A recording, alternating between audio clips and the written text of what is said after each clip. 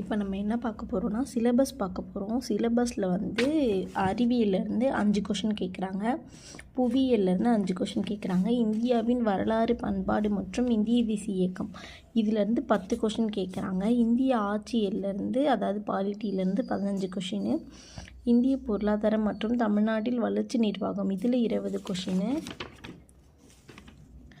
அப்புறமா தமிழ்நாட்டின் வரலாறு, பண்பாடு, மரபு மற்றும் சமூக அரசியல் இயக்கங்கள் இதிலேருந்து ஒரு 20 கொஷின் வந்து கேட்குறாங்க. இப்போ இதுவரையும் பார்த்தது ஜிஎஸ். இப்போ இந்த ஜிஎஸ்லேயே அதிகமாக வெயிட்டேஜ் இருக்காது இந்த 6th யூனிட் தான். அதனால் நம்ம 6th யூனிட்டை ஃபஸ்ட்டு பார்ப்போம்.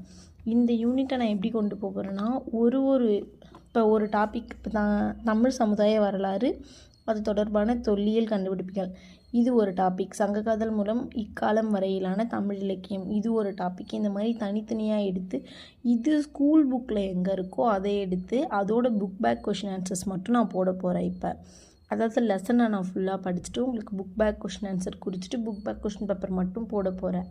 அப்படி இல்லை எனக்கு அந்த லெசன் உள்ளே இருக்கிறதும் வேணும்னா நான் அதுவும் போடுறேன் நீங்கள் சொன்னீங்கன்னா. இப்போதைக்கு இந்த மாதிரி ஃபஸ்ட்டு ஜிஎஸ்சில் அதை முடிச்சுட்டு ஜிஎஸ்சில் ஒரு டாப்பிக்கு, அப்புறமா வந்து மேக்ஸ் எடுத்துக்கிட்டிங்கன்னா வந்து ஃபார்முலா வச்சு போடுற மேக்ஸ் இது திறனறிவு 15 கொஷின். அது வந்து ஏதாவது ஒரு டாபிக் ஒரு நாளைக்கு ஒரு டாபிக் எடுத்து அது ஃபார்முலா சொல்ல போகிறேன். அடுத்தது தமிழ் எடுத்திங்கன்னா இலக்கணம் 25, சொல்லகராதி 15,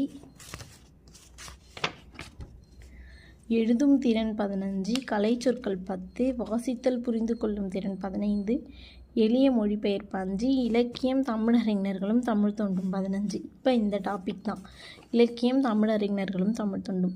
இந்த டாப்பிக்கில் ஏதாவது ஒரு அறிஞர் இல்லை ஏதாவது ஒரு நூல் அதை எடுத்து அதை பற்றின ஃபுல்லாக school book plus out source இது ரெண்டும் சேர்த்து போட போகிறேன்.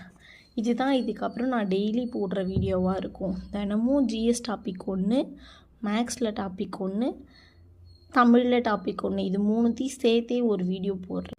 நான் ஏன் இப்போ சிலபஸ் காட்டுறேன்னா சிலபஸ் தான் வந்து டிஎன்பிஎஸ்சி பொறுத்தவரையும் ரொம்ப முக்கியமே.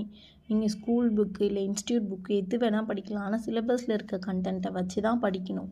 சிலபஸ்லேருந்து தான் கேட்பாங்க, அவுட் ஆஃப் சிலபஸ்லேருந்து எப்பயுமே கேட்க மாட்டாங்க, சிலபஸ்லேருந்து கேட்பாங்க. இப்போ குரூப் 4லாம் ரொம்ப டஃப்பாக கேட்டாங்க, இருந்தாலும் என்ன சொன்னாங்க சிலபஸ்லேருந்து தான் கேட்டாங்க, ஆனால் ஸ்கூல் புக்கிலேருந்து கேட்கல, எங்கேருந்து கேட்டாங்கன்னே தெரில. ஆனால் அதெல்லாம் வந்து சிலபஸில் இருக்குது. அதனால் எப்பயுமே கையில் சிலபஸ் வச்சு படிங்க. அதனால தான் நான் சிலபஸை காமிச்சு இப்போ சொல்கிறேன். இதெல்லாம் நான் சிலபஸ்லேருந்து எடுக்க போகிறேன், தரப்போகிறேன். ஒரு நாளைக்கு ஒரு டாபிக் படித்தாலே போதும். ஏன்னா நான் இப்போ சொல்கிறது அடுத்த வருஷம் குரூப் 4க்கோ இல்லை அடுத்தது ஏதாவது எக்ஸாம் வந்தாலோ படிக்கிறவங்களுக்காக தான் நான் சொல்கிறேன். அதனால தான். தேங்க்யூ.